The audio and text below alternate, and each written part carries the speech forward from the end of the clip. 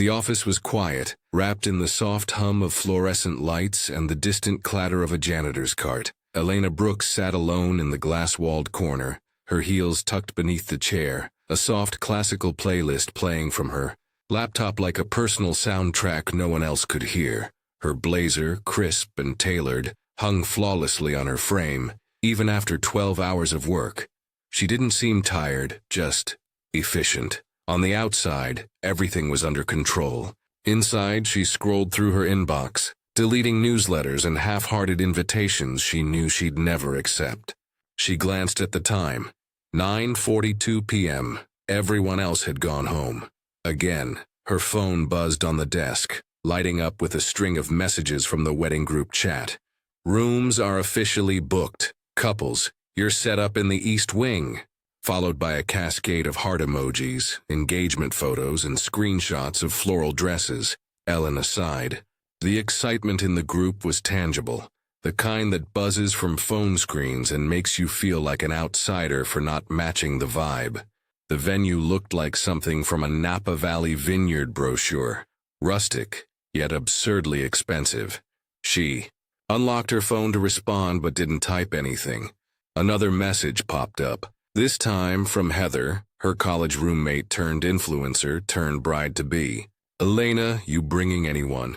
Or should we set you up with the Wi-Fi password instead?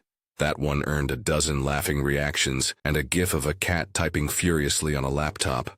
Elena smiled faintly, the kind of smile that didn't quite reach her eyes. She typed ha ha, still deciding, and hit send before she could change her mind. Her mind flashed through the last few group events, the engagement party, the bachelorette weekend in Palm Springs, even that rooftop dinner. In Soho last year, in every photo she stood at the edge of the group, always perfectly dressed, always holding a wine glass and always just a little separate. The girls had boyfriends, fiancés, husbands.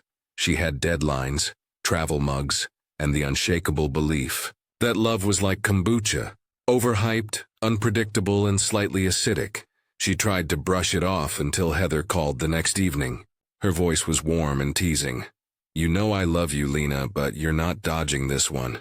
You need to bring someone. Otherwise, every night will be a couples game night and you'll be stuck with my cousin Greg. And Greg still thinks crypto means hidden treasure. Elena laughed out loud, then sighed. Heather softened. Look, even if it's fake, just bring someone. Someone decent-looking who can say yes, dear a few times. No one needs to know.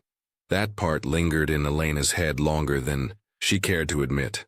The next morning, as she walked into the sleek glass building of Hawthorne and Miles, the marketing agency where she was VP of Ops, her mind was already spinning. She passed a sea of fresh-faced interns tapping away on their tablets, earbuds in, oat milk lattes in hand. One of them looked up. Tall, with messy curls and a soft face that didn't match his worn sneakers. Theo. He gave a polite nod. Elena nodded back, her heels clicking across the tile like punctuation marks. She didn't realize then how much that nod would change the week ahead. Later that afternoon, she spotted him again. He was at the vending machine, looking utterly betrayed by the fact that the granola bar he wanted was stuck behind the glass. Elena paused. He didn't notice her at first, just sighed and gave the machine a gentle kick, then smiled as if embarrassed at his own optimism. She found herself watching him longer than intended, until her brain kicked in and whispered, "He's young, poor, probably flexible with plans." A dangerous combination for the thought forming in her mind. Back at her desk, she couldn't shake the idea. It was insane, inappropriate. HR would explode if they even dreamed she was considering this. But also, it was just 1 week, just a contract really. A business deal wrapped in button-down shirts and fake smiles. She could make it airtight. No risk, no entanglement, no awkward morning after. He'd get paid, she'd get peace, and nobody would pair her with cousin Greg. The next day, she caught Theo finishing a presentation for the content team. He was good, not flashy, not cocky, just clear, focused, and disarmingly polite. When everyone clapped, he looked more surprised, then proud. After the meeting, she asked to speak with him privately. He followed her into the glass conference room with the kind of nervous energy that interns always had. Somewhere between "I'm fired" and "I hope this is about a promotion." Elena folded her arms and got straight to the point. "Theo, I have a proposal. It's unconventional, but you'd be compensated fairly." He blinked. "Okay, you mean like freelance work or?" "I need someone to accompany me to a wedding. For a week. Pretend to be my boyfriend. Say nice things. Wear blazer. No actual touching required unless initiated." She delivered it like a pitch deck, steady and practiced. He stared at her for a full 5 seconds. "That's definitely not what I expected. I'll pay you $2,000, she added calmly, "and cover all expenses, room, meals, travel. Think of it as immersive acting, with per diem." Theo's brows lifted slightly. "That's the weirdest internship bonus I've ever been offered." She didn't laugh, but he did softly. "And just to be clear, this isn't a prank or some social experiment, right?" Elena shook her head. "Absolutely not." "You'd be doing me a favor. I'll brief you. We'll run some rehearsals if needed." Theo leaned back slightly, processing. "So, be your fake boyfriend, charm some wedding guests, and get paid to eat hors d'oeuvres in a vineyard for a week?" He scratched the back of his neck. "Honestly, I've accepted worse jobs for less." Elena's lips curled at the edges, almost but not quite a smile. "So you're in?" He nodded. "I'm in." They met the next evening at a cafe near her apartment to go over protocol. Elena brought a notepad with bullet points, titled Backstory and Physical Boundaries. Theo brought a pastry and 2 coffees. "I figured sugar might make the whole fake relationship more bearable," he said, handing her a cinnamon roll. She raised an eyebrow. "Don't think baked goods give you flirting privileges." He grinned. "Noted." She outlined everything, with terrifying precision. How they met, mutual friend. How long they'd been together, 3 months. And what kind of couple they were. Respectful, mild PDA, no fighting. Theo listened, nodded, and sipped his coffee. When she paused, he looked at her and said, "You know, I've seen FBI training manuals with less structure." She almost laughed. Almost. Elena tapped her pen twice against the edge of the notebook, her expression calculating. "We'll also need to upgrade your wardrobe," she said matter-of-factly, as if she were recommending antivirus software. Theo blinked. "What's wrong with my clothes?" She gave him a once-over that could have melted polyester. "Nothing. If we were attending a barbecue in 2007. He looked down at his Henley and jeans. "Hey, this shirt has emotional value." So did my flip phone, but I let it go. The next afternoon, they met at a sleek boutique in Soho, one of those places where water was offered in glass bottles, and the lighting made everyone look like they belonged in a Vogue spread. Elena had a list. Blazers, button-downs, linen shirts for the welcome brunch, slim-fit trousers, and, God forbid, a single pair of dress shoes that didn't scream resume photo. Theo trailed behind her like a golden retriever in an art museum. "Are all your relationships this curated?" he asked as she shoved a navy blazer into his arms. "Only the fake ones," she said without looking up. She made him try on everything from Italian suits to weekend polos, all while she sat in the plush fitting room chair like a CEO approving branding assets. "This one?" he asked, stepping out in a dark green button-down that hugged his frame better than expected. She gave it a quick scan. "Looks good. Almost too good. We want believable, not bachelor finale." He grinned. "So, less fantasy? More, your mom would love me?" Exactly, she replied, then paused, but with forearms. Then came the moment she hadn't planned for. Swim trunks, she said crisply. The venue has a pool. There will be people, cameras. We can't risk you looking like a soggy intern in cargo shorts. He raised an eyebrow. You want me to model swimwear now? I need to know what I'm working with. Think of it as risk assessment. He stared at her for a beat. You know my gym routine mostly involves dodging the "Are you still watching" message on Prime. She crossed her arms. Shorts, now. With a dramatic sigh, Theo disappeared into the fitting room and returned in a pair of tailored navy trunks. His shirt was off, his skin lightly sun-kissed, his frame lean with a subtle definition that came from good genes more than gym time.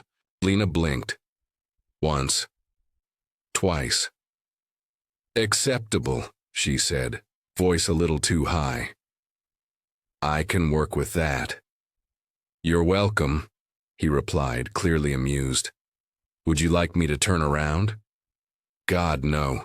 This is not an audition. Could've fooled me.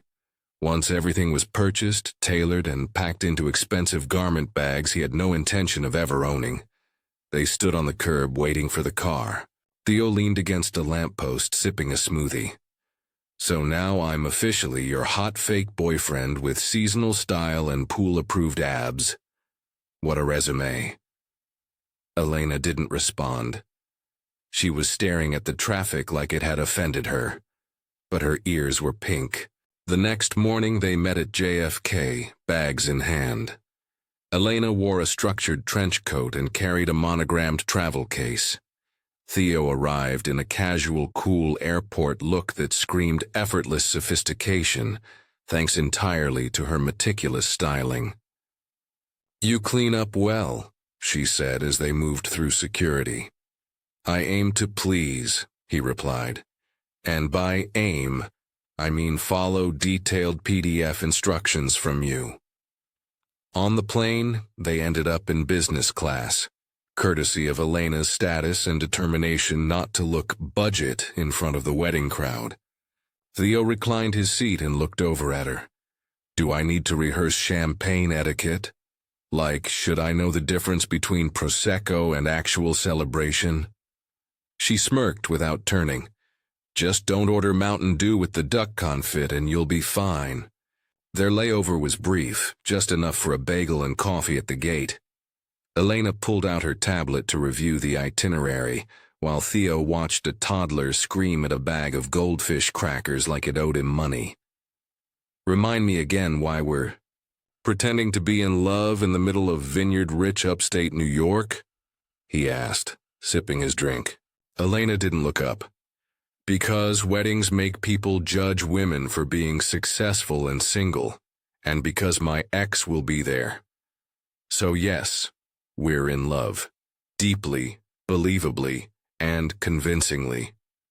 Theo leaned back and smiled. I'll do my best to be the charming boyfriend you never knew you needed. Elena finally looked up, her expression unreadable.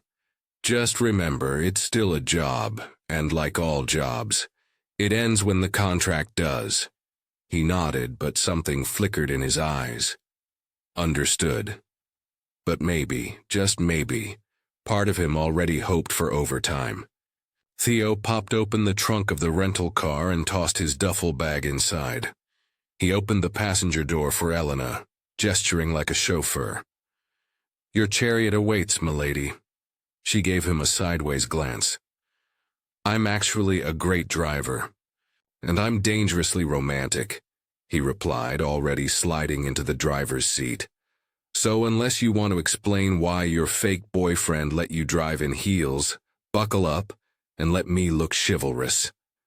As they pulled onto the highway, the city faded behind them, replaced by stretches of autumn-tinted trees and winding roads that looked straight out of a lifestyle blog. Elena, tablet balanced on her lap, began briefing him like a mission commander. Heather's the bride. She's been my best friend since sophomore year. Her fiancé, Jeremy, is nice, a little too into craft beer but harmless. Theo nodded. Noted? Beer boy, harmless.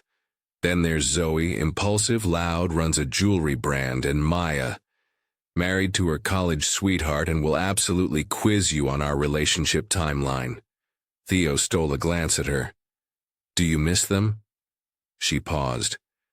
I miss who we were together, before everyone became a couple and I became a calendar invite. There was a beat of silence before she added, and then there's Owen. The ex? Theo asked, eyebrows raised. Yeah, she replied, exhaling. He's Heather's cousin, also Jeremy's best friend, so obviously he's a groomsman. Theo's face shifted. That's awkward. Elena shrugged. Only if I let it be. Theo looked at her carefully. I'm assuming he cheated on you? Elena gave a tight smile, eyes fixed on the road. He did, but to be fair, I cheated first. Theo blinked, unsure if he misheard. She turned to him, amused by his expression. With my job, Carter. I was married to deadlines, 3 a.m. emails, and back-to-back pitch meetings. By the time I noticed he was lonely, he was already someone else's problem.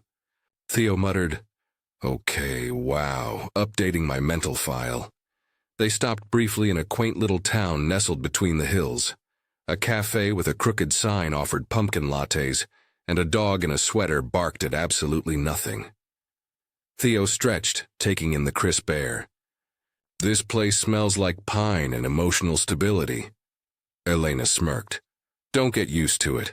In 30 minutes we enter wedding territory. That means high expectations and passive-aggressive comments wrapped in satin napkins. Theo saluted. Roger that. As they approached the estate, the road narrowed into a stone driveway flanked by tall oaks. At the end of it stood the wedding venue, a massive French-style chateau with ivy crawling across the stone walls and light pouring from every window. Elena stared out the windshield. Jesus, I thought we were attending a wedding, not applying for nobility. Theo leaned forward. Did this place come with a moat? Do I need a sword? They parked in a designated area, the gravel crunching beneath the tires. Theo opened the trunk and began unloading the luggage. Elena grabbed her phone, checking for messages. She suddenly stiffened.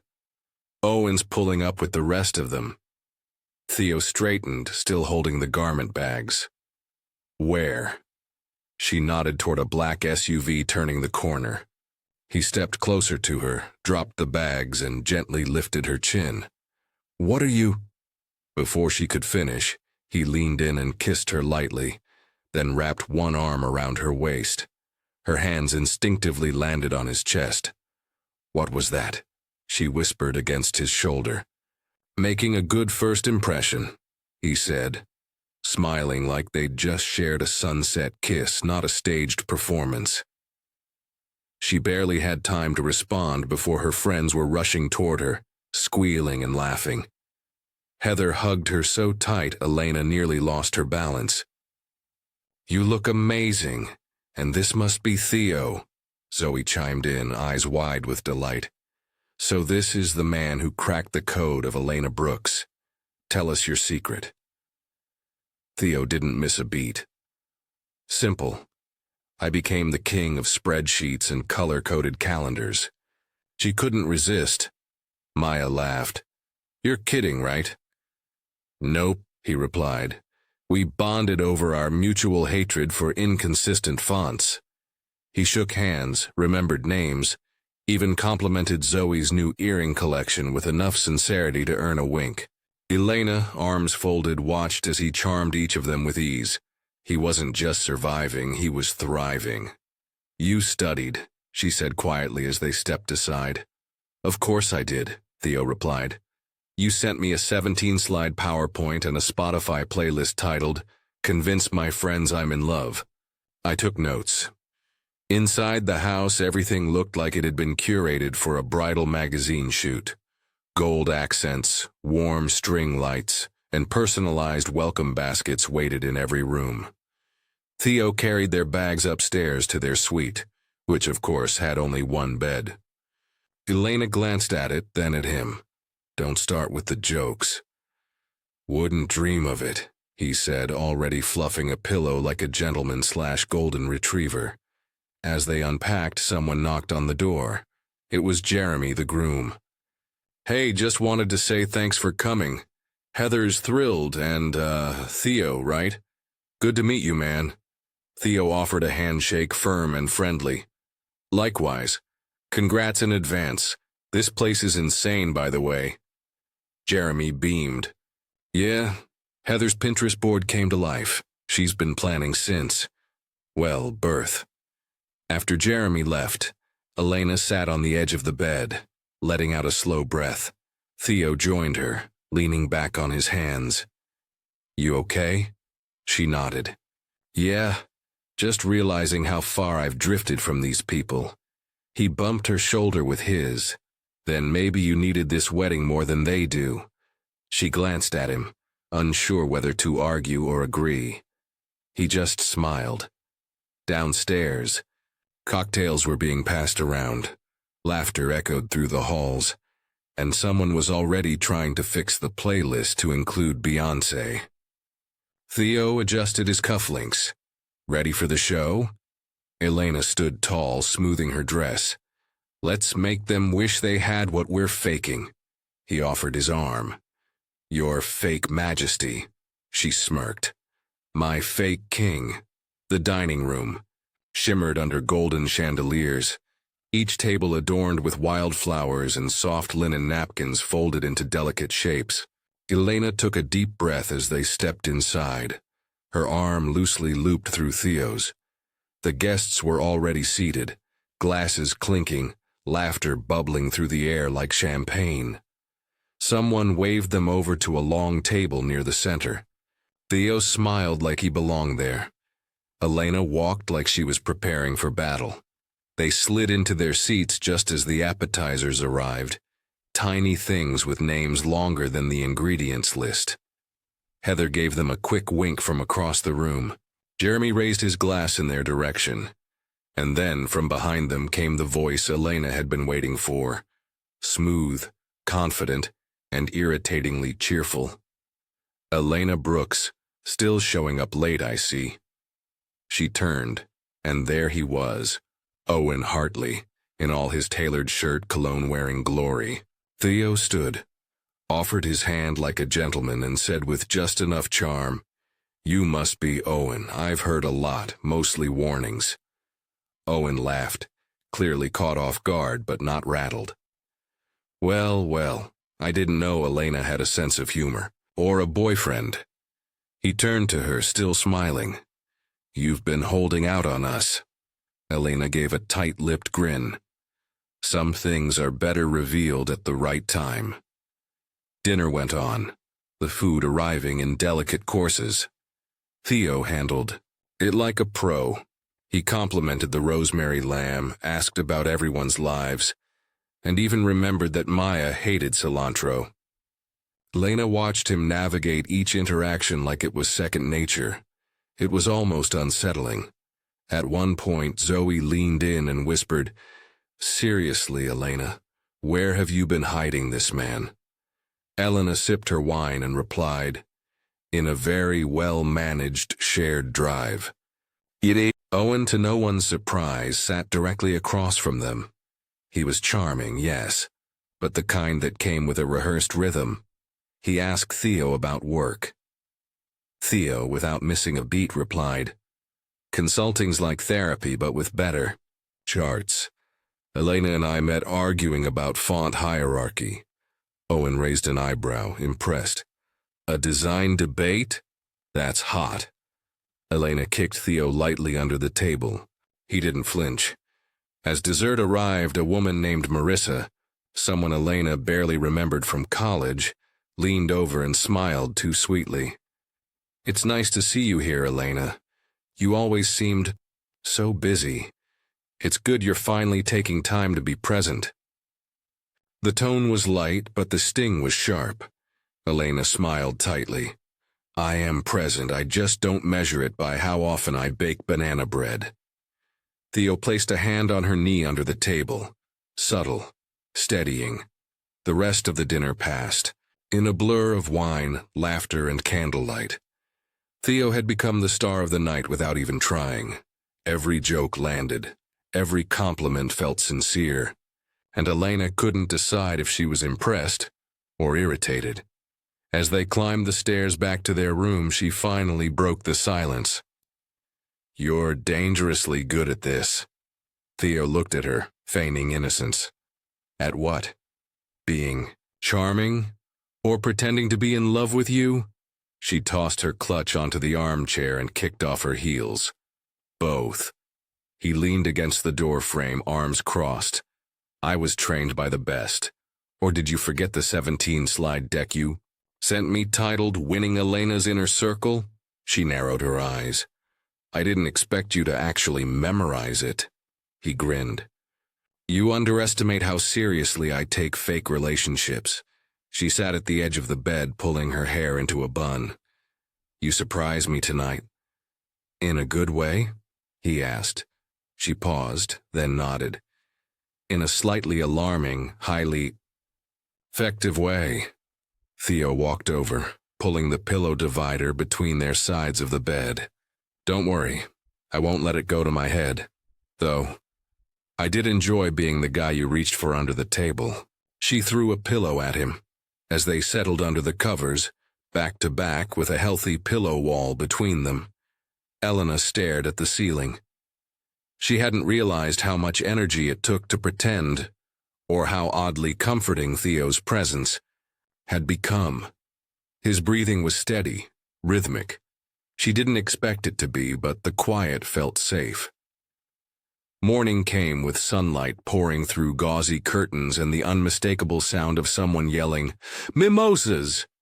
from downstairs. Elena groaned. Theo stretched and said, "Good morning, pretend lover of mine. Ready to hold hands and make prolonged eye contact for sport?" She rolled over. "Please tell me today's plan involves sitting silently and pretending we don't exist." He reached for his phone.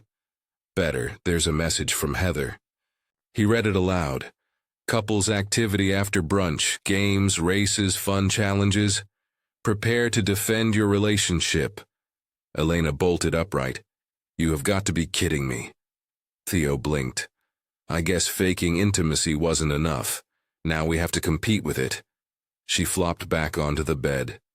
This is my punishment for mocking vision boards. He looked at her with a spark in his eyes. Hey, if we survive dinner with your ex and a woman who thinks baking defines personal worth, we can handle a few cheesy games. She sat up. Again. You know what happens if we fail one of those "how well do you know each other" quizzes. He raised his brows. We lose the prize? No, she said. We lose the illusion. Theo stood and grabbed a shirt from the chair. Then we better start studying. What's your favorite movie? Why? Because in 20 minutes someone's going to ask, and I'd rather not say Fast and Furious 6 and get dumped publicly. She tilted her head. That was oddly considerate. Thank you, he said. Now tell me your dream vacation, your coffee order, and which side of the bed you like to sleep on.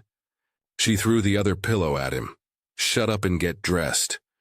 As they got ready, the tension shifted slightly. It wasn't just about pretending anymore. It was about preparing, about syncing up, aligning their stories, and facing a room full of romantics who believed in signs and chemistry. Theo buttoned his shirt and glanced at her. We've got this, Elena. She nodded, her reflection looking more collected than she felt. Let's just hope love isn't a team sport. The backyard had been transformed into a Pinterest-worthy arena.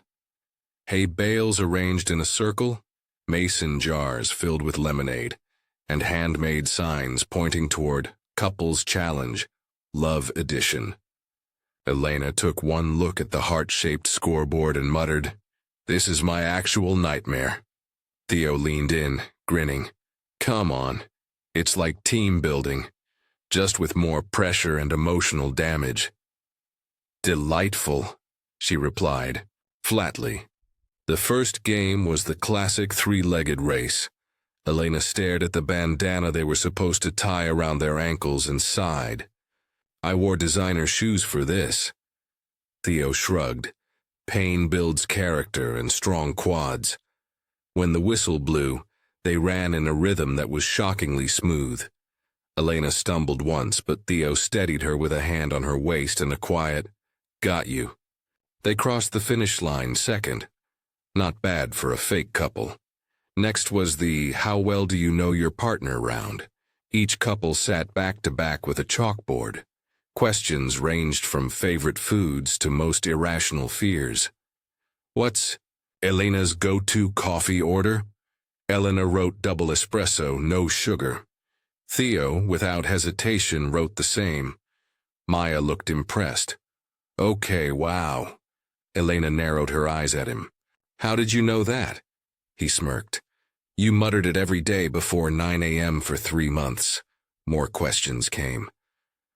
Who said I love you first? Theo wrote me with a winking emoji. Elena rolled her eyes but didn't erase it. What's their secret guilty pleasure? Theo wrote documentaries about plane crashes.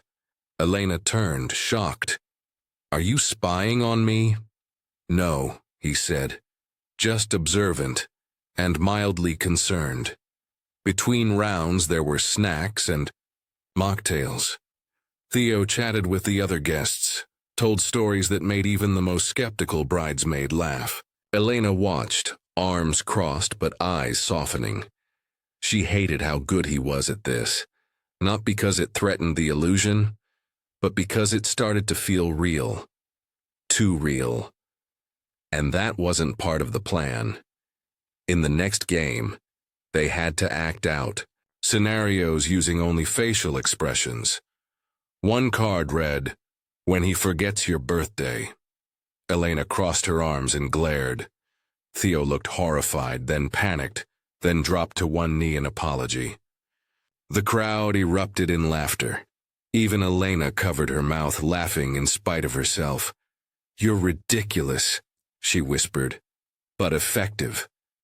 Throughout it all, Owen stood near the drink station watching. He wasn't smiling. He wasn't mingling, just observing. Elena caught his gaze once. He looked away. Theo noticed too, but didn't comment. Instead, he grabbed her hand and pulled her toward the next game like it was instinct. She didn't pull back. The final round was simple but personal. One thing your partner doesn't know about you. Each person would take turns.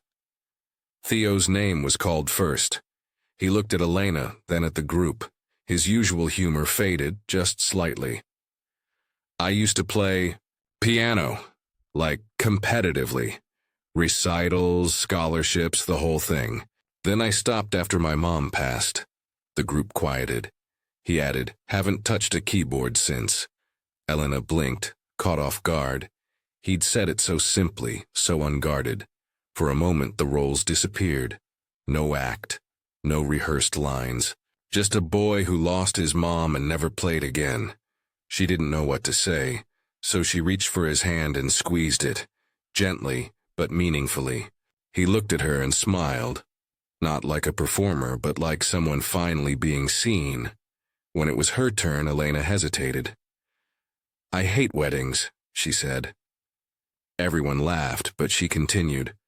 Not because I'm bitter, but because I used to think love had to look a certain way. And it took me a long time to realize I wasn't broken. I was just building something different. The group clapped, but it was Theo's quiet, hell yeah, that made her chest tighten. After the games, Heather stood with a clipboard, dramatically announcing the winners. Couple most likely to survive a zombie apocalypse, Maya and Liam. Laughter. Couple with the most creative arguments, Zoe and Devin. Applause. Then. And the award for most synchronized couple, Theo and Elena. The group cheered. Someone threw confetti. Elena blinked. She hadn't expected it to feel good. Theo accepted the little glass trophy with mock grandeur. We'd like to thank spreadsheets, overpriced lattes, and emotionally repressed conversations. Elena rolled her eyes, but smiled. Really, smiled, for the first time that day. As they walked back toward the house, he whispered, "Told you we'd win." She glanced at him. "Yeah, but now I owe you." He grinned. "Don't worry, I collect in memories, not money." They reached the porch just as the sun dipped behind the trees, casting everything in a golden hue. Elena leaned against the railing, her hands wrapped around a cup of cider. "You were good today," she said quietly. Theo tilted his head. "Good like Oscar-worthy? Good like." "You didn't feel fake," she admitted. He didn't reply. He didn't need to. As the sky turned dusky pink, laughter echoed in the background, fireflies began to blink across the lawn, and something unspoken passed between them.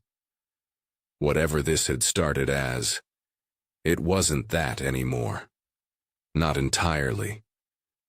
Back in their suite, Elena slipped out of her shoes and let herself fall back onto the bed with a long, slow exhale. Theo tossed his jacket onto the chair, then sat at the edge, elbows on his knees. For a moment, the silence between them felt comfortable, real. "So," he said softly, "piano, huh?" She turned her head toward him, eyes softer than usual. "Yeah. I haven't said that out loud in a long time." He smiled. "I'm glad you did. It was brave." She sat up, slowly pulling her knees to her chest. "You made it look easy out there, being funny, spontaneous." He shrugged. "Not my first awkward dinner party." She shook her head. "No, I mean, you made people feel seen, heard, even me." He looked at her, and for once didn't fill the silence with a joke. "Maybe that's what I needed someone to do for me," he said. A pause settled in, deeper this time. Elena traced a line on the duvet with her finger. "My mom was distant, beautiful, brilliant, ruthless in the boardroom. And at home, she measured love in expectations. If I failed, I wasn't just wrong. I was a disappointment." She laughed, bitterly. "She always said I was too sensitive to be successful, so I learned to feel less, or at least show less." Theo shifted, his voice lower now. "Maybe she just didn't know how to carry both, power and softness." Elena looked up. "Is that what you think I am? Soft?" He tilted his head. "No, but I think you've been starving for permission to be." She didn't speak, just looked at him like he'd said something she wasn't ready to admit. They sat in that quiet for a long time, and when she finally moved, it was closer. The air between them was thick with something that hadn't been rehearsed, something that belonged only to them. Her hand grazed his on the bedspread, and his eyes met hers like a question he was almost afraid to ask. She leaned in. So did he. But just before they crossed that invisible line, she pulled back slightly. He exhaled with a crooked smile. "Too soon?" She shook her head. "Too something." The moment hung in the air, suspended by unfinished sentences and unsaid truths. Then Theo leaned back and stretched, hands behind his head. "Well, I guess that means I don't have to brush my teeth twice tonight." She laughed, really laughed, and the tension broke just enough for them to breathe again. Later that night, the world outside their window was silent, but from the suite next door came unmistakable sounds of not-so-subtle romance. Elena buried her face in the pillow, groaning. "Are you awake?" she whispered. "Unfortunately," Theo replied, I was trying not to be, but now I'm just lying here imagining things I probably shouldn't. Like what? She asked, cautiously amused. Let's just say my imagination is tragically vivid, he murmured. She turned over, brushing the pillow wall aside, and looked at him directly for the first time in hours. How does a guy like you not have a girlfriend? He blinked, then smiled slowly. Same way a woman like you doesn't have a boyfriend. Success, she nodded. Fair. I'd rather pay the price now, he continued. Working harder, building something, than have fun now and get overtaken later by someone with a better memory and fewer regrets. That made her quiet. Not sad, just thoughtful. She reached out and took his hand, lacing her fingers into his without thinking too much. You're weirdly wise for someone who just made a joke about teeth brushing. He chuckled softly. It's part of the charm. She hesitated. Then gently she leaned closer, rested her head on his chest, just above the steady rhythm of his heartbeat. Can I sleep like this? She asked quietly. His hand moved instinctively to her shoulder, light but reassuring. Yeah, he whispered. I'll stay right here. She closed her eyes, the soft sound of his breathing beneath her ear. No more pretending, no more speeches. Just warmth, silence, and two people who didn't expect to fit, but somehow did. Outside, the wind brushed against the trees and the fireflies danced across the lawn. Inside, they didn't move, didn't speak. They just stayed, like a truth that didn't need to be spoken. Like a feeling that had finally found a place to land. Elena woke to the soft weight of an arm across her waist and the slow rise and fall of Theo's chest beneath her cheek. For a moment, she forgot the rules, the deal, the lie they had both agreed to tell. In that suspended breath between sleep and waking, it just felt safe, warm, right. She could hear birds outside the window and the soft rustle of linen as she adjusted slightly, careful not to disturb the quiet. But when she looked up and saw him already awake, watching her without saying anything, the world clicked back into place, and nothing felt simple anymore. At breakfast, something subtle had shifted. Theo handed her a mug without asking how she liked her coffee. Elena didn't correct him, it was perfect. When someone made a joke at their table, their eyes met across the plates like a secret. Even Heather raised an eyebrow and mouthed, "You're glowing," while Elena just gave a tight-lipped smile. She hated that she couldn't tell whether the glow was fake or not, and she hated more that she didn't want it to be. The day's event was poolside. A casual, sun-drenched afternoon with cocktails, music, and flamingo-shaped floats. Back in their room, Elena pulled a one-piece from her suitcase and raised an eyebrow at Theo. Swim trunks approved? He held them up. Navy, tasteful, no cartoon characters, fit for a fake boyfriend with real abs. She rolled her eyes, but when he stepped out of the bathroom, towel slung casually over his shoulder, she looked a beat longer than she meant to.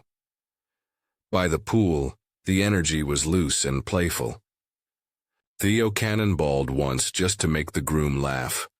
Elena laid on a chair, sunglasses on, pretending not to watch him talk to the flower girl like she was royalty.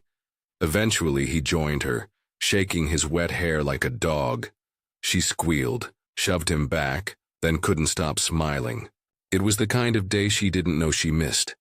A day without armor, full of sunscreen, watermelon slices, and moments that felt like memories being made. That evening, under strings of lights and the smell of grilled peaches and rosemary, the group gathered for an open-air dinner. Elena wore soft gold.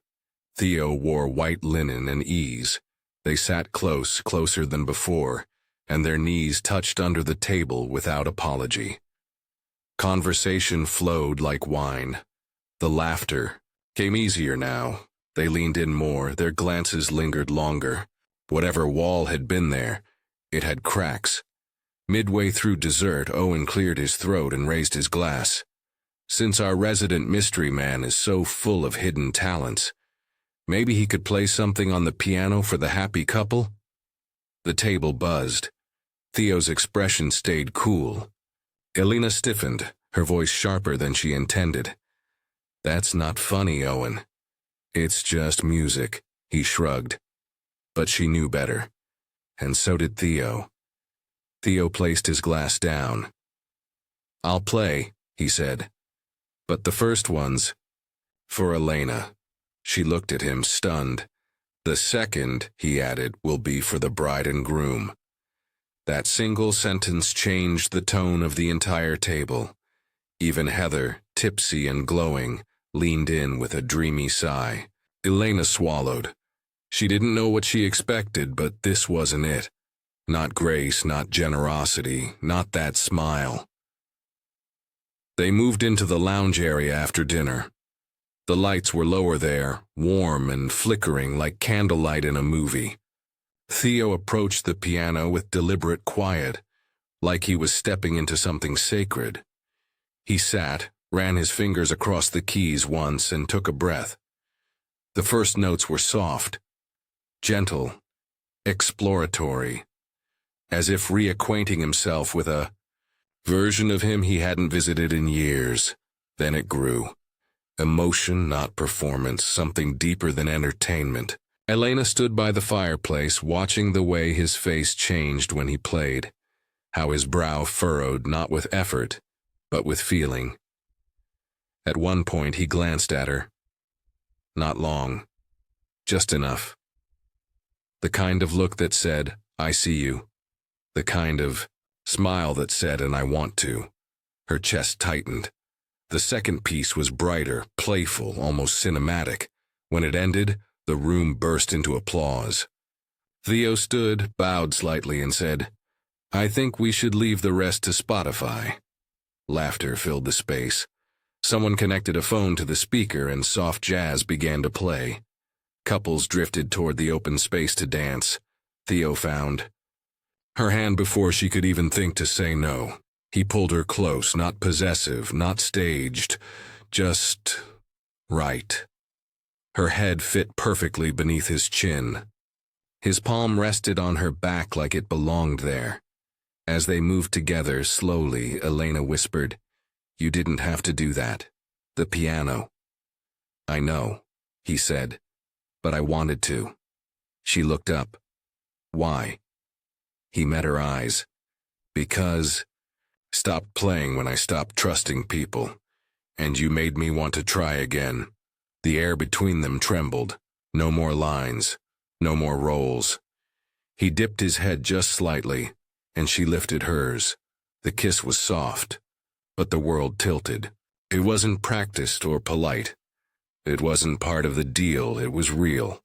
They stayed like that, in a world that had finally gone quiet, and nothing about it felt fake anymore. Later, in their room, they changed into sleep clothes with a silence that felt heavier than usual. Not awkward, just charged. Theo stood by the window, shirtless, brushing his hair back. Elena sat on the bed, watching the curve of his shoulders in the moonlight. He turned, crawled under the covers, and extended one arm. "If you want, you can stay here again." She hesitated, then nodded. "Yeah, I do." She lay beside him, her hand finding his in the dark. Their breathing synced naturally like a slow tide. A few minutes passed, neither speaking.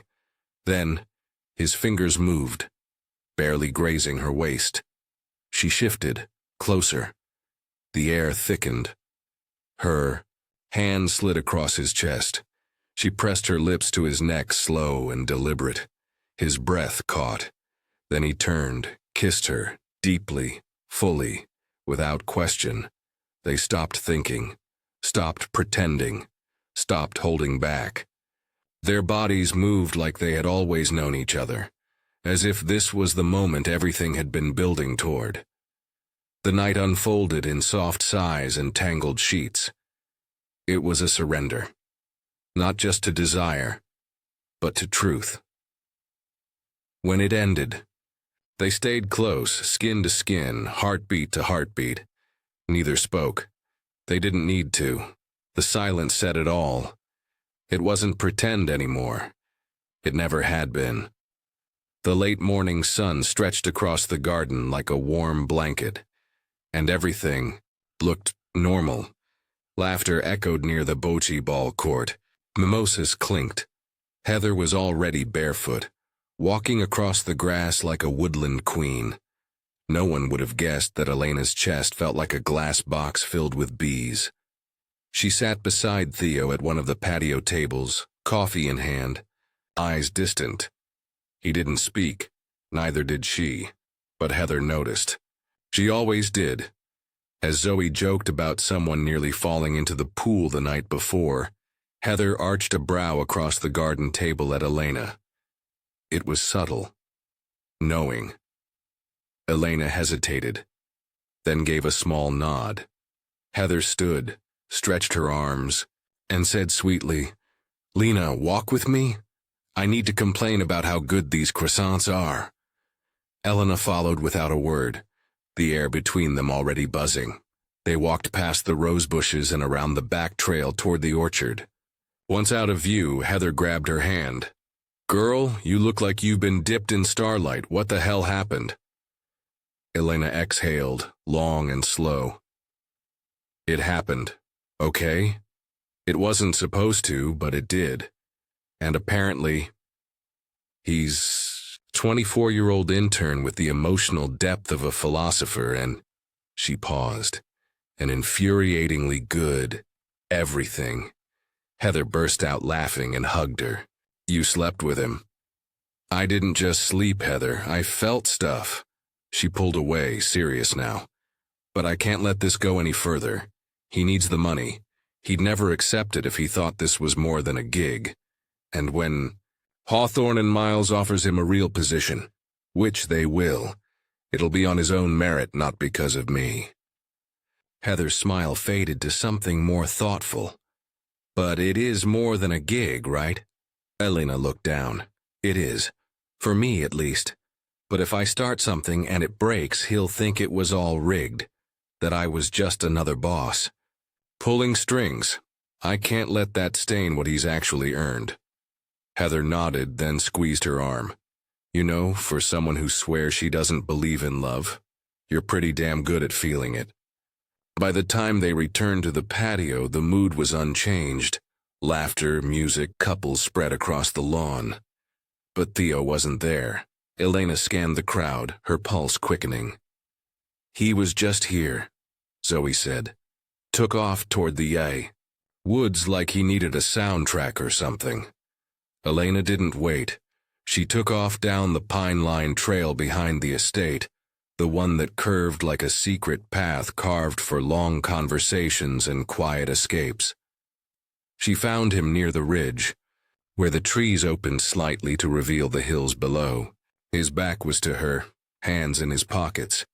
"Theo," she called softly. He turned, smiled, but it was faint, like something inside him was already halfway gone. She stepped closer. "Are you okay?" He gave a small shrug. "I just needed to think. That's all." His voice was calm, but the storm was behind his eyes. "I'm sorry," she said. "About last night. I shouldn't have pushed anything. I wasn't thinking straight." He looked at her then, full and direct. "You didn't push. You didn't force. I wanted it too. All of it. That night wasn't a mistake, Elena. It was beautiful." She felt the sting behind her eyes and blinked quickly. "Then what is this?" she asked, gesturing between them. He sighed and turned away for a moment before answering. "Owen pulled me aside earlier, said he knows. Said he figured it out, the act, the contract." Elena's stomach dropped. "No," she said. "No, Heather wouldn't. She'd never—" "She didn't," Theo interrupted. I believe that. But Jeremy might have said something.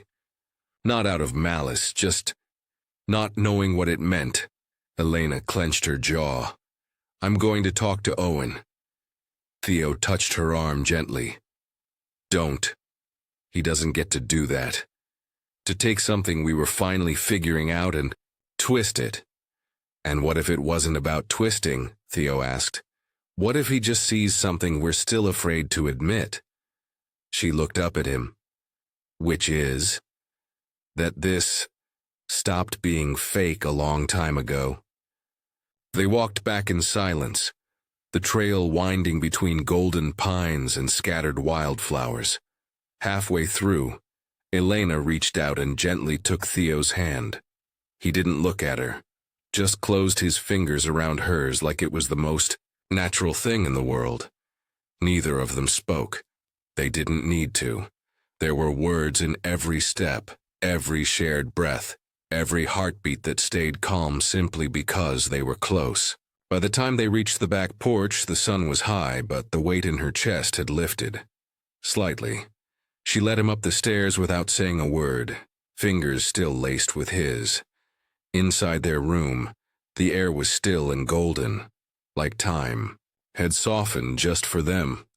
Elena turned to face him, eyes searching, then moved her hands to the buttons of his shirt. One by one. No rush. No performance. Just honesty between fingertips. Theo exhaled, touched the ribbon at her shoulder and slowly undid the knot. The dress slipped. So did their walls. There were no explanations needed. Only closeness. Skin. Trust. Afterward, they lay tangled under the soft white sheets, sunlight warming their feet. His hand rested lightly on her ribs, hers on his chest. They shared slow smiles, soft touches. Over a lazy brunch sent to the room, they spoke without pressure, joking, teasing, agreeing silently on something that hadn't needed to be said. This wasn't pretend anymore. And while neither of them had a roadmap, they both wanted to keep walking the same path.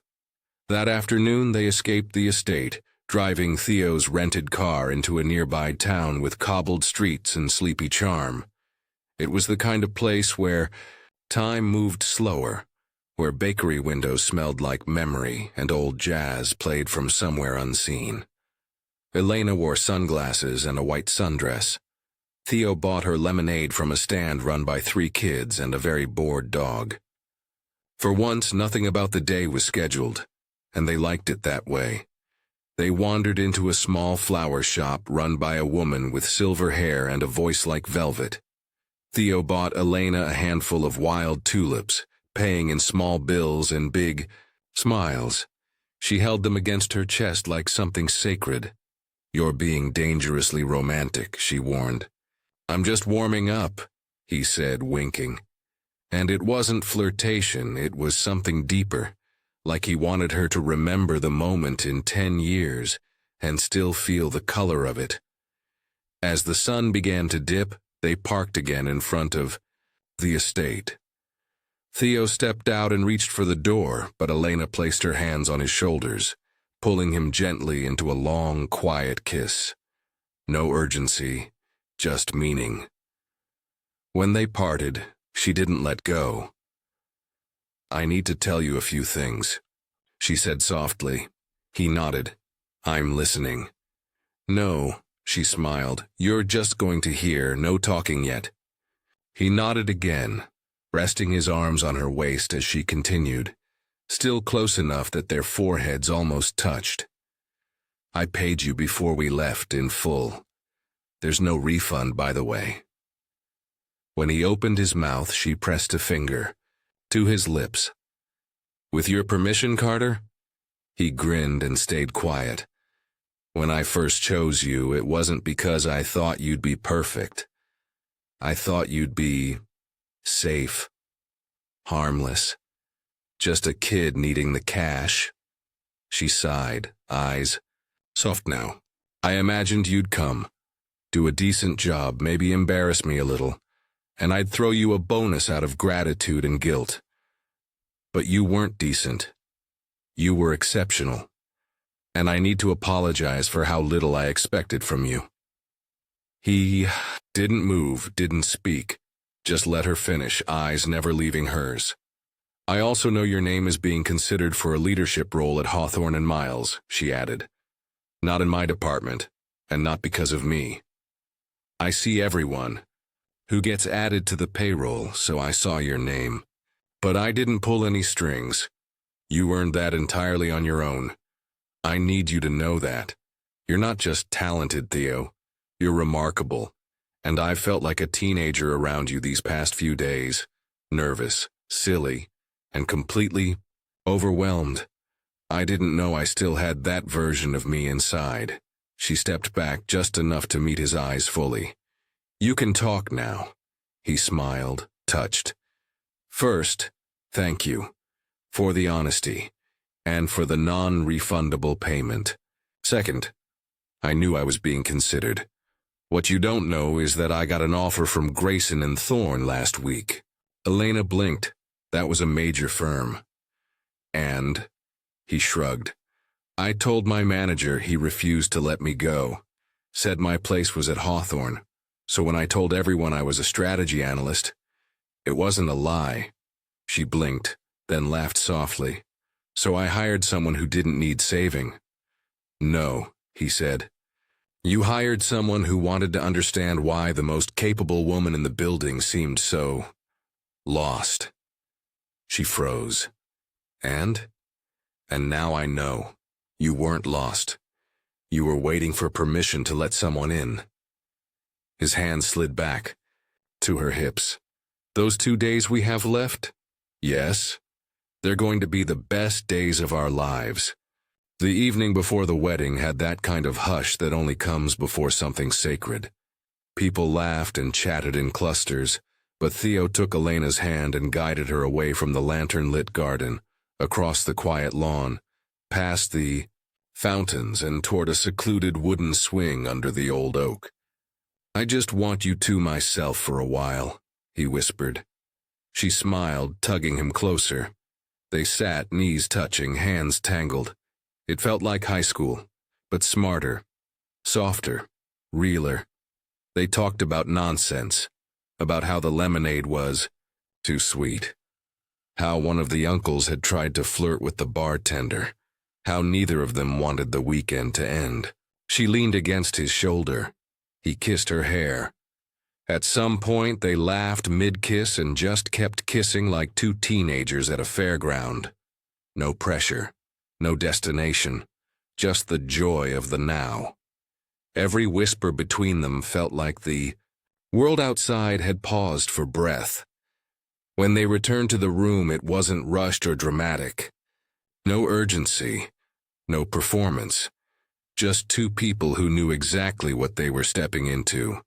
This time, no pillow wall, no distance, no more pretending. Their clothes fell in silence. Their laughter turned into breath. And then there was only skin.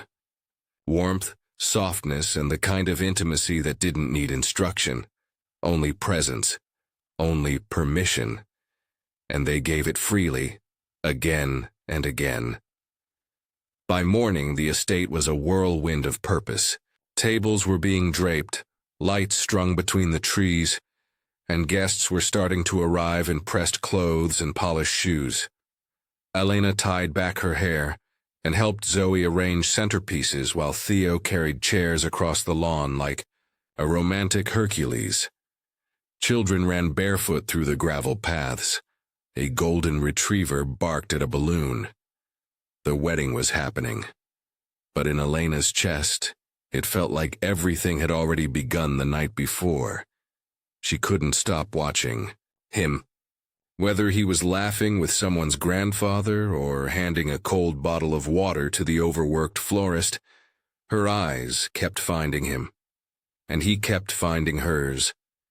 Each glance was a secret message, each smile a whisper. Twice he managed to sneak behind her and pull her toward the nearest tree trunk, hands on her waist, mouth against her neck. "You're going to get us caught," she laughed. Worth it, he murmured. The afternoon sun climbed higher and the property shimmered with ceremony. Elena stood in front of the mirror in her pale green dress, fixing the clasp of her necklace. Theo walked in, freshly showered, towel around his waist. "Let me help," she said, walking over to button his shirt with careful precision. "You like doing this," he teased, brushing his knuckles along her arm. "I'm not giving this one up," she replied. "It's mine now." He tucked the shirt into his trousers, eyes dancing. "Just know this. If you're going to wear that dress tonight, you better enjoy every minute in it." She looked up, raising an eyebrow. "Why's that?" He leaned in, voice low. "Because it's going to be draped over the foot of the bed by the end of the night. And I don't want to hear you complaining when it wrinkles." She laughed, kissed him, and whispered, "Then you better carry it carefully." The ceremony took place beneath an arch of climbing roses, with the late afternoon sun glowing like a soft filter over everything. Heather walked down the aisle, radiant, and Jeremy, standing at the altar, looked like he'd never breathe properly again. Elena sat near the front, fingers lightly resting on Theo's thigh. Their hands found each other without needing to look. And when the vows were exchanged, she glanced at him. He was already watching her. The bride cried. The groom stuttered with emotion. The guests clapped and cheered. And yet, the moment that left Elena breathless wasn't the kiss at the altar. It was when Theo squeezed her hand just slightly tighter, his thumb brushing hers like punctuation, on a thought neither had said aloud. It felt like a shared memory from a future they hadn't lived yet. And in her heart, something opened, permanent and soft. Dinner followed under the stars, long tables filled with laughter, candles flickering in the wind, and clinking glasses echoing through the vineyard. Elena sat beside Heather, but her eyes wandered to Theo across the table. He was talking to Jeremy, smiling easily, like he belonged there. When Heather leaned in and whispered, "He looks good next to you," Elena didn't disagree. She only smiled. Later, Heather found Theo by the drinks table, quietly sipping champagne. She pulled him into a hug before he could react. "Thank you," she said, "for showing up, for staying, for being exactly what my best friend didn't know she needed." He looked touched. "She saved me too, you know." Heather nodded. "I believe that, but have patience with her. She's brave in every part of life except the kind that can break her heart." The music picked up again, and people returned to the makeshift dance floor under the trees. But Theo looked around and then over to Elena, who stood barefoot now, laughing at something Zoe said. He crossed the lawn slowly, tapped her shoulder, and held out his hand. "Dance with me?" he asked. She blinked, surprised. "Now?" "Just us," he said, nodding toward the edge of the garden. "Please." They stepped away from the crowd, just far enough to hear the music faintly, to be held by the glow of string lights and the hush of midnight. Theo held her close, her cheek against his chest. They moved slowly, rhythm less important than proximity. "I don't want this to end," she whispered. He didn't answer right away. Then, soft against her hair, "Then let's not let it." She pulled back, met his eyes. "What if we try and it's not like this? What if we can't go back to this version of us?" He smiled. "Maybe we're not supposed to go back. Maybe we're supposed to become something new, something real." She swallowed hard, but her eyes didn't waver. "And if we break it? Then we break it together," he said. "But we don't stop dancing just because the song might end." Their last slow turn brought them face to face, pressed together in the quiet kind of closeness that promises more than words. He kissed her, gentle, slow, no rush, just knowing. When they pulled apart, she was smiling, and he looked like someone who had finally come home. "Let's go," she said. He nodded. "Yeah, let's." They walked back through the quiet paths of the estate, barefoot, hand in hand. The music behind them softened as the trees swallowed the sound. The mansion loomed ahead, warm-lit and still. As they reached their room, Elena kicked off her shoes and left them by the door. Theo followed, pausing for just a second. He turned and closed the door slowly, as if closing the chapter itself, gently, carefully, with meaning. The room was dim, lit only by the moon through the curtains. Her green dress from the night before still hung on the hook. It swayed slightly in the breeze, like a memory, like a promise, like something waiting for the next page to turn. They didn't say much after that. They didn't need to. They moved through the room with the quiet comfort of two people who had already chosen, who had already stayed, who knew that this wasn't the end. It was the line between what had been and what would be. As she climbed into bed and he joined her, their limbs tangled like roots, like something growing deeper. Her head rested on his shoulder. His lips brushed her temple. And just before she drifted to sleep, she whispered, "This is the end of a chapter." Theo smiled. "No," he said. "This is the beginning of something better."